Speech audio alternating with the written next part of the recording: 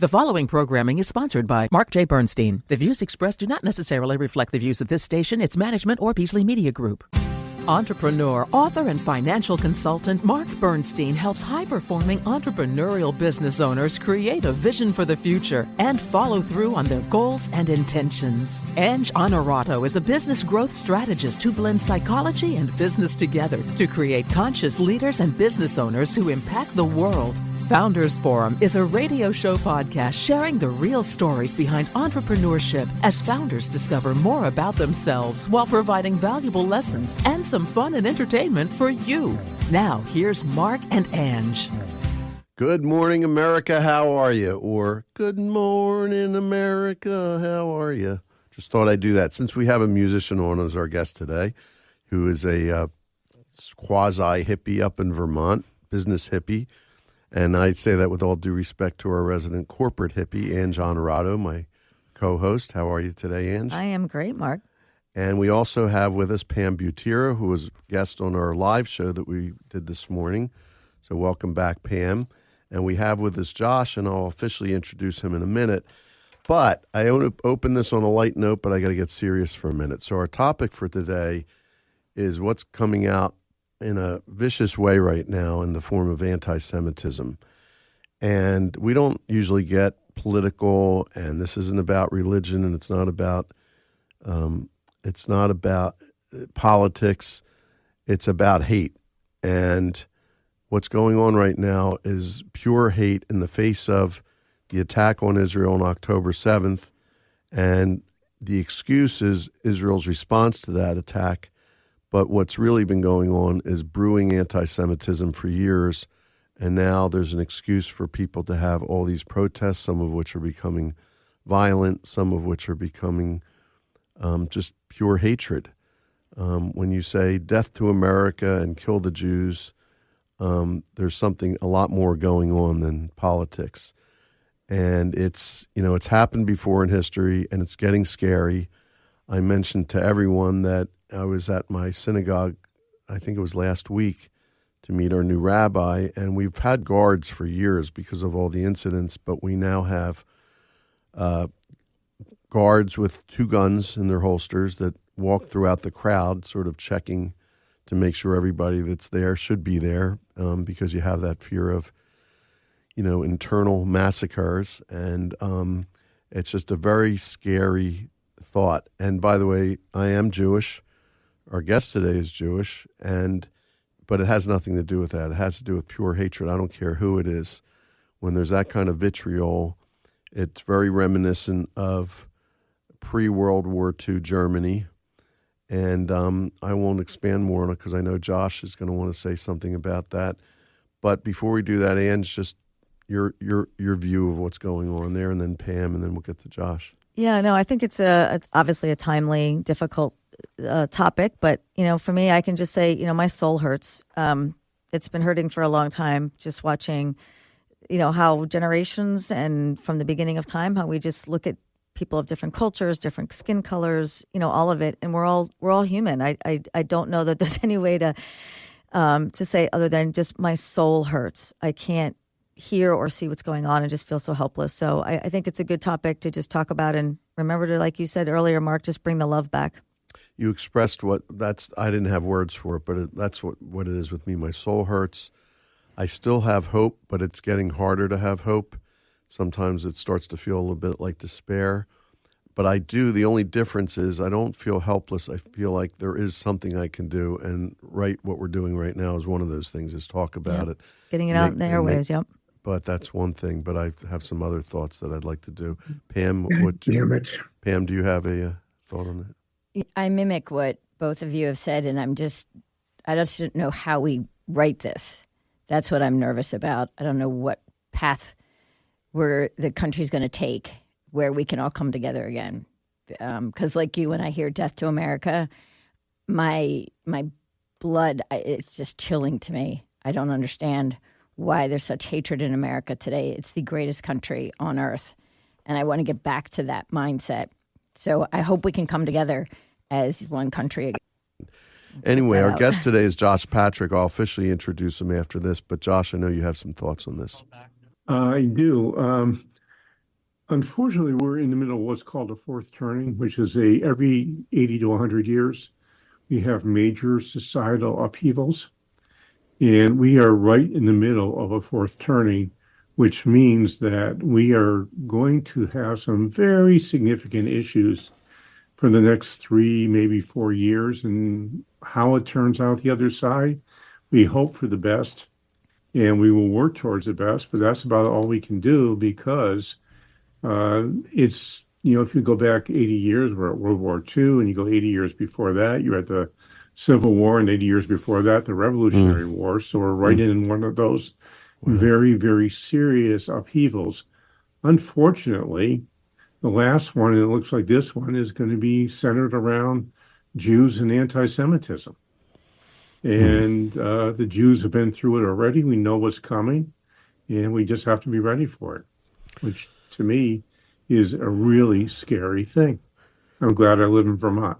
Yeah, it is scary. It's scary, and it's hatred and vitriol at its worst. And but we can talk about it. We can, as Pam says, try to write it.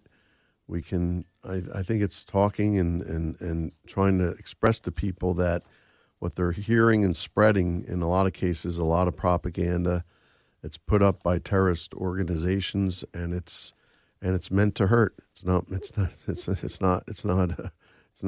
It's very serious business. Anyway, Josh Patrick is our guest today, and he is obsessed with what it takes to create a personally and economically sustainable business. He's blogged for the New York Times, Huffington Post, Inc.com, Open by American Express, and Forbes.com. He's also written a couple of books. We might get into those a little bit, a couple of novels that are like parables in the style of Patrick Lencioni. And he's writing a third book, and this is the main reason I wanted to say this, Confessions of a Mediocre Entrepreneur. I love the title. And his first business started with one part-time employee but grew to 90 employees. That's not very mediocre when he sold it 20 years later. And as I mentioned, he's the author of 2 books, but creating a business that every owner would love to have. And welcome, Josh Patrick. Thank you. Josh, tell us a little bit about your history. And by the way, today he is, in addition to all the other things he does, he's in the financial services business like I am. There's some overlap in terms of what we do. But I think his story is really about the entrepreneurial experiences that he's had and what's led him to where he is today. So tell us kind of how that started. Well, it started because my father and I had a big fight. He was really, really unbelievably difficult for me to work with. I would walk into a room and he would just get angry. So that was, and he sent me to. And you were in your family business. You were in your family business together, right? Is that right? Yeah, I started off. I made it with him for 2 months before we separated. Same industry, but I had a business that he sold me, which had my part-time employee up in Plattsburgh, New York, which was 2 hours away from Glens Falls, New York, where I grew up. And the very worst thing that could happen to a newly minted business owner happened to me. I was unbelievably successful and didn't know how to read a cash flow statement, didn't really understand a balance sheet. A profit and loss statement I could figure out, but a profit and loss statement lies to business owners about their cash position. And I've maintained forever that, there's a huge amount of business failures in this country. And people give lots of reasons, but I think most of them are wrong. I think the reason businesses fail is businesses run out of cash because the owners are not trained business people. They're technicians that have an entrepreneurial cramp. It's the only quote from the E-Myth that I really, really like, but I love that quote. And it's really pretty true, is that when you look at most entrepreneurs, they think they have a better idea. And if they make it for 5 years, they stop being entrepreneurs, a term I really dislike, and they start becoming private business owners. And I get into fights a lot of times with people who insist on calling relatively sophisticated business owners entrepreneurs. I've never had a successful business owner who's built a reasonably good-sized business refer to themselves as an entrepreneur. They refer to themselves as business owners. So I wish people in this industry would stop doing that. Got it. So tell us, so then you had a fight with your father and you got somehow into the food service business, correct? I was in the food service business, and we went from $75,000 to $1.4 million in the first 3 years I was in business.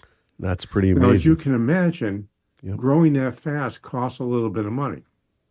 Right. And unfortunately for me, or maybe fortunately for me, banks were happy to loan me money.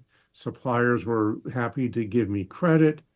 My father didn't co-sign the loans, but I did own a little bit of money for that business. And we flat out ran out of cash. And on top of that, I had a controller who was embezzling. So that added to all my fun and games.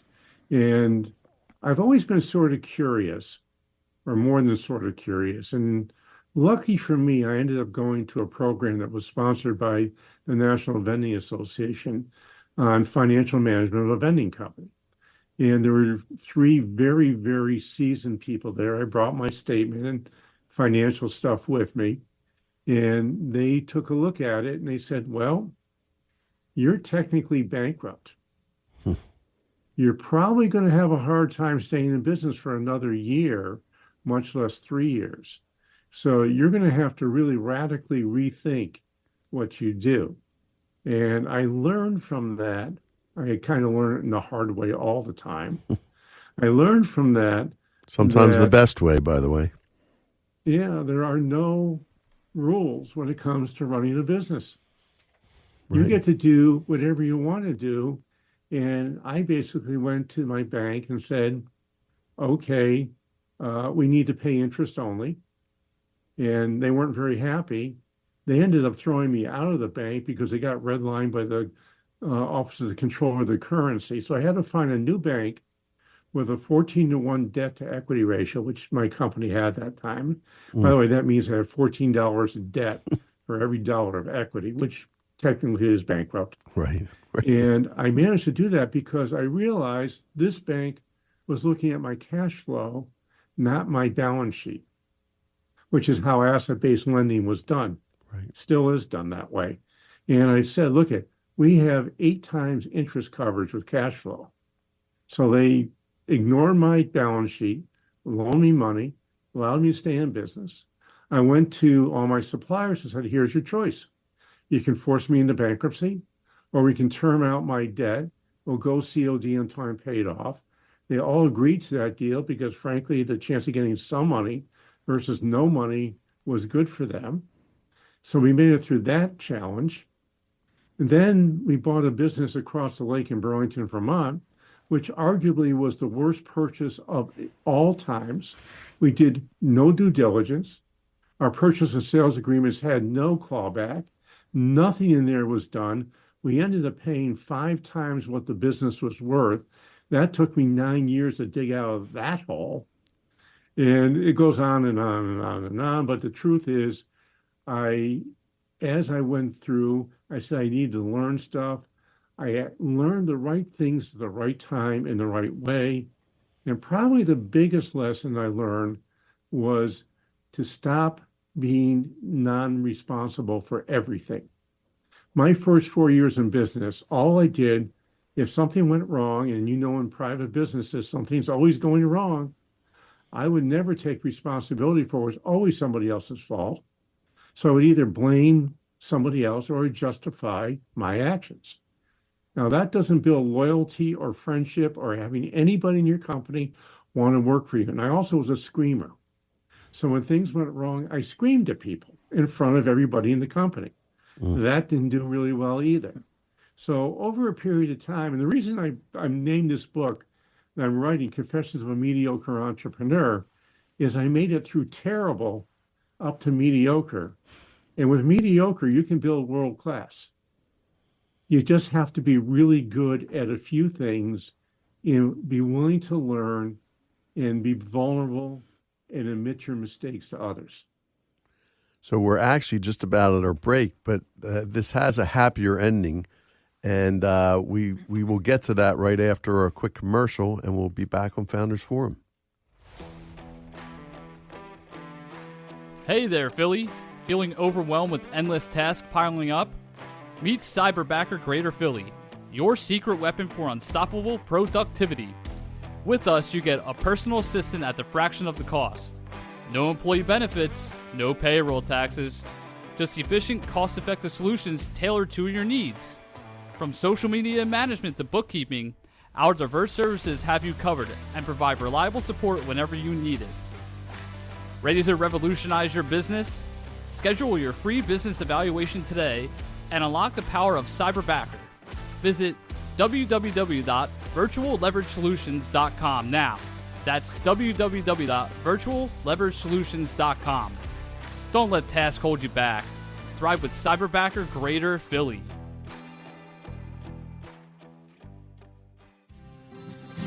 We are back on Founders Forum with our guest today, Josh Patrick, and we have Pam Butera sitting in, and of course, Anjan Arado. And Josh, I know you're a little bit, self-deprecating, I guess is the word. And but I know that the business turned out fairly well, and I know that you did a lot of good things in terms of what you learned. And one of them was how to appreciate employees, and you learned a lot about having employees that support the basic values of the business and that kind of thing. Do you want to talk about that and then talk about how the business ended and what you've learned since then? Sure. I learned that appreciation is a really big deal. Like many things I've learned, it was an accident. I was walking through my office one day and my controller says, congratulate me. I said, okay, great. What am I congratulating you for? She said, well, it's my anniversary. I said, oh, that's really cool. How long have you been married for? And she says, no, you idiot. It's my anniversary here. So I said to her, gee, you know what day you start? I'm like, I don't know what the day of the week it is most of the time. And I certainly don't remember dates that anything happened. But she knew the date that she started. It was really important to her. Unusual. So I went out and I asked the next three people I ran across, what day did you start here? Everybody knew. So I thought, maybe this is a big deal. So let's try an experiment. So we started doing these appreciation events where every quarter we would get the whole company together. I did it in two. We had a branch in Plattsburgh, New York, and a branch in Glens Falls, New York. And we finally did three when we added Burlington, Vermont to that. And I would go through for everyone who had had a work anniversary over that period. They would get a certificate. They would get a pin that we had made for how many years they were with us. We gave them $10 for every year that was in cash. And I would tell something nice about them that tied into our values in front of the whole company. Here's what I learned. I learned that as a business owner, we get lots and lots and lots of people who pay attention to us and give us kudos. In a blue-collar business, which I owned, blue-collar frontline workers probably have never had anybody, ever say anything nice about them in public or give public recognition. So that public recognition became really important. People would ask me, when's the appreciation meeting coming? When's the appreciation meeting coming? And our mechanics in our vending company all came off Plattsburgh Air Force Base. Now, just think for a minute about what a senior master sergeant from the Air Force is like, or a senior master sergeant from the military is like. They're not especially warm and fuzzy. But every single one of these guys, every single route driver, they took their certificates they got, and we gave them a certificate every year. They framed it, and they put it in their workspace. It was a big, big deal. And the truth is, we don't do enough appreciation of the people we work for. I really like the idea of servant leadership, where you take your organizational chart and you turn it upside down. In my opinion, the job of an owner of a company is to make the job easier for the people who report to them. And their job is to make the people's job easier who report to them all the way down the line. And the only way you can do that is to listen to what people are saying. I'm a huge fan of a planning methodology called Scrum. And at the end of what's called a sprint, which is a 2 or 3 week period where you go through and you try to do something, you have what's called a retrospective. And my favorite part of the retrospective is you answer 3 questions. What went really well during the last sprint? What didn't go really well during the last sprint? And what would have to change for what didn't go really well to become something you love? Now, that forces you to listen to the people who are doing the work. Because after all, and this was one of the pillars we had in my food service company, and has been a belief of mine since that, you're the expert at the job you're doing. The person doing the job knows more about that job than anybody else in the universe, and why we don't listen to them is beyond me. Does that make sense? It makes perfect sense, Josh. I'm just sitting here enthralled with what you're saying, and I think we all are. And, what you're talking about isn't just being an entrepreneur. I think you're building a legacy of a business that can thrive and maintain that servant culture, even if you're not involved in the business, generations down the road or whatever. I think it's a really important lesson that you're explaining to people. And then the last thing I would say, I've recruited for companies at all levels for 30 years, and what you just ended with is the most important piece of this, is that nothing happens in any business unless you have the right operators in the business. So they should be, treated and acknowledged for that effort, because no entrepreneur is ever a solopreneur, even though they like to build as that, right? It has to come from the people that believe in your values and your mission. So thanks for sharing all that. I think it's really powerful. Josh, how did that lesson of appreciation and the Scrum method, how did those things benefit the business, and how did it impact it, and what happened from there? Well, Scrum wasn't even invented when I was in the food service business. That okay. was not until that was later. My next business. Gotcha. But we adopted Deming's 14 points, which is what Scrum is based on. Lean is based on that. Six Sigma is based on that. The theory of constraints is based on that. And by adopting Deming's 14 points, we brought in a professor from UVM to teach us basic statistics, because that's what Deming's 14 points is based on. And I had high school dropouts learning college level statistics. And what I learned from that was that when something is relevant, the people working for us may not be highly educated, but they're not stupid. They're intelligent. And if we treat them with respect and intelligence, they return the favor. We had some amazing results by using TQM, the Total Quality Management. We were the only food service company in the country using it, and I think we still were the only company in the country using it till today. Today, we would have used the theory of constraints, which essentially is what we were doing. And the theory of constraints is find a bottleneck, kill it, wait for the next one to occur, kill that. And the food service business fits really well into that sort of planning strategy.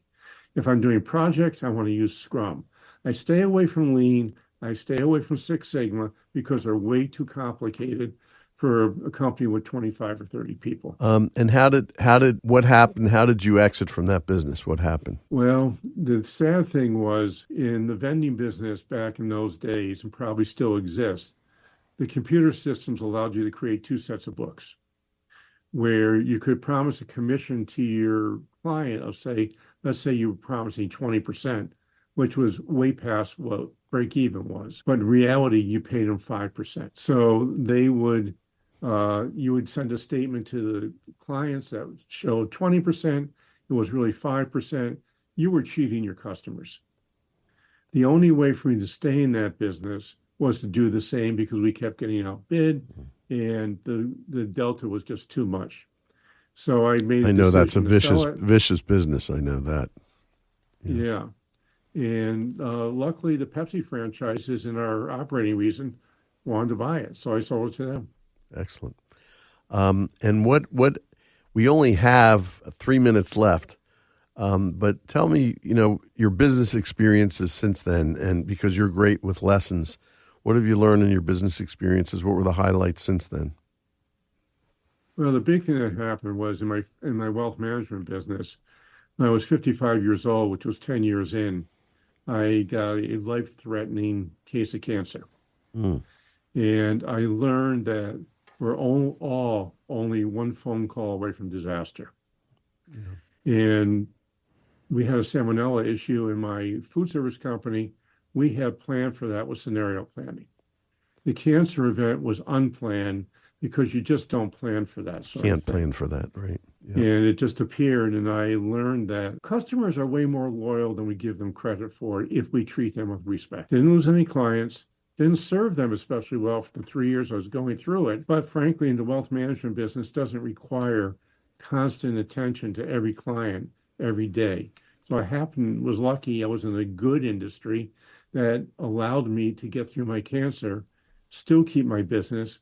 We didn't grow the way I wanted to grow, but at the end of the day, everything worked out fine. Josh, what's your vision for the next 3 years? Well, I want to write 2 more books.